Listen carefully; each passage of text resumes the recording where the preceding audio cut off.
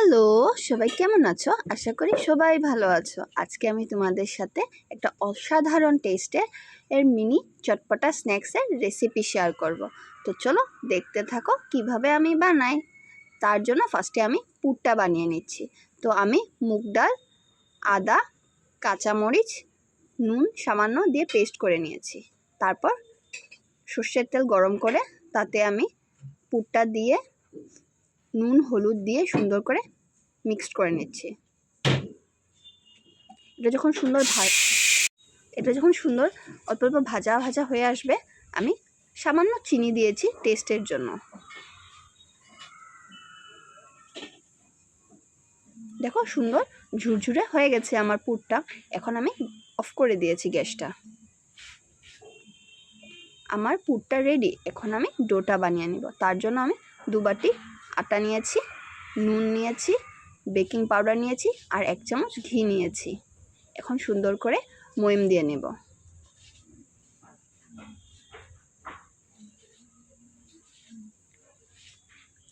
তারপর অল্প অল্প করে জল দিয়ে আমি সুন্দর করে ডোটা মেখে নেব। একবারে জলটা দেব না, আর জলটা ঠান্ডা জল দিয়েছি।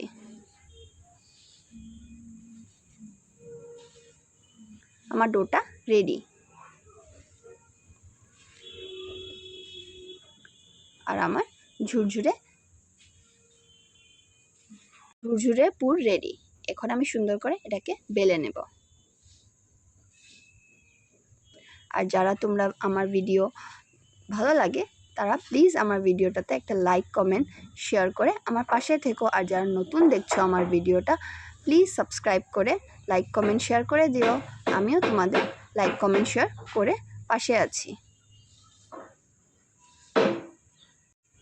আর ভিডিওটা প্লিজ লাইক দিয়ে দেখো।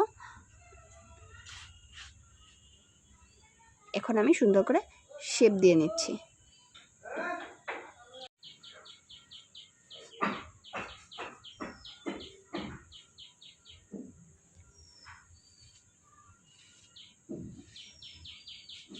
আর যারা ফেসবুক থেকে দেখছো তারা প্লিজ আমার পেজটাকে ফলো করে লাইক কমেন্ট শেয়ার সাবস্ক্রাইব করে আমার পাশে থেকো।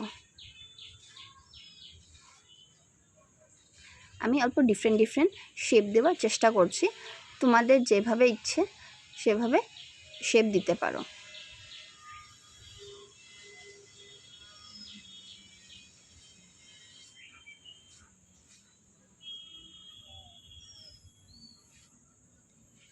এই স্ন্যাক্সটা বিকালে চায়ের সাথে খেতে খুবই অসাধারণ লাগে। একদম মুচমুচে হয় আর তুমি অনেক দিনের জন্য স্টোর করতে পারবে। এয়ারটাইট কন্টেনারে সুন্দর করে স্টোর করে রাখলে 15-20 দিন তো আরামসে চলে যাবে।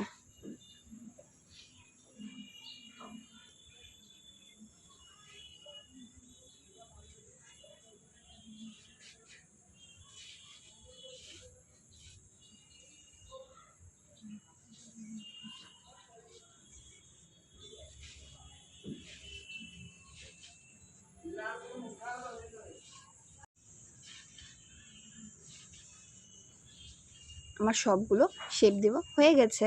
এখন আমি এগুলোকে ফ্রাই করে নেব। তার জন্য আমি রিফাইন্ড অয়েল নিয়ে নিয়েছি আর সুন্দর করে তেলটাকে গরম করে আমি স্টিমটা মিডিয়ামে করে নিয়েছি। এখন আমি সুন্দর করে ভেজে নিব এগুলোকে।